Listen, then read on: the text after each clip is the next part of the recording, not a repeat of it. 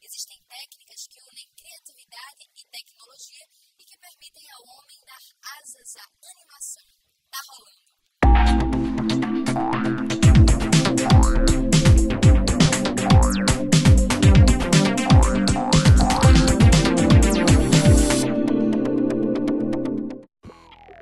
São muitas as técnicas usadas atualmente para se produzir animação em todo o mundo. Umas de custo elevado e mais exploradas pelo mercado comercial de cinema, outras de baixo custo, mais usadas em produções independentes. Mas todas elas têm uma coisa em comum: a demanda por tempo e paciência.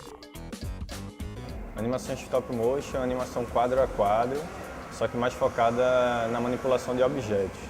Aí o objeto pode ser uma coisa meio indefinida, assim, tanto quanto o corpo, que aí existe um nome específico para essa técnica de animação do corpo humano e tal, que é o pixelation, quanto um objeto, tipo, a gente trabalha com um esqueleto geralmente para fazer um boneco, e aí preenche ele com massa, pano, materiais gerais, assim. A gente faz geralmente um movimento seguido do outro. Você vai lá, manipula, tira uma foto, manipula, tira outra foto, manipula, tira outra foto. A velocidade de projeção geralmente é 24 quadros por segundo, então a gente tem que ter 24 fotos para 1 segundo de animação, é um processo bastante trabalhoso.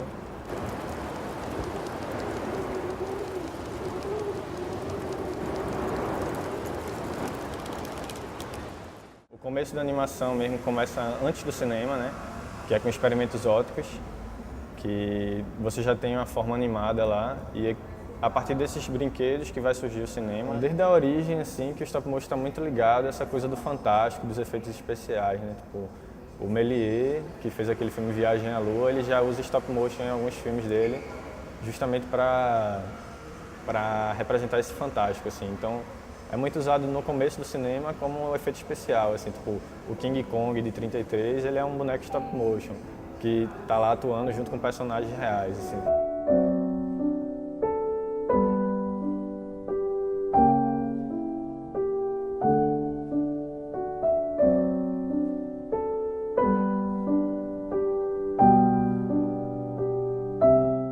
A animação experimental, como o nome já fala, é um pouco difícil você compartimentar, porque ela seria englobada por qualquer ferramenta ou técnica de animação que tenha um caráter de novidade, de experimentalismo, né? Então, na animação experimental, geralmente se fala como são as técnicas que não são comerciais, né?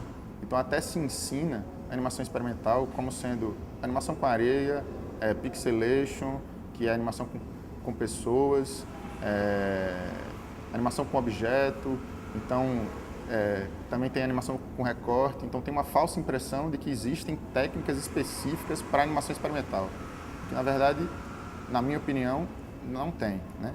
Para mim, a animação experimental é quando você experimenta algo novo, então é uma nova mistura. Então, se você hoje já tem uma possibilidade de fazer uma animação comercial com pixelation, com animação de recorte, com animação com areia, para mim perde o caráter de experimental. A tentativa não é bem só de criar o novo também. O novo é interessante enquanto você se percebe pensando algo novo. Eu acho que é mais usado nas artes plásticas, que é o lugar, eu acho, mais livre para poder criar. E como a animação experimental tende ou pretende ser o mais livre possível, né? Geralmente ou tem que ter um mecenas ou